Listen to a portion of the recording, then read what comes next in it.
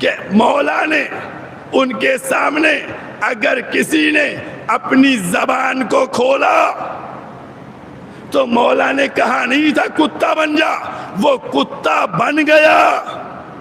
अब आपकी कुछ समझ में आया कि कोई और ऐसा तो नहीं है जिसने अज़ादारी को लेकर कुछ ऐसा बयान दिया हो जिसमें लफ्ज़ कुत्ता आया हो और अब वो कुत्ता वो खुद कुत्ता बन गया हो।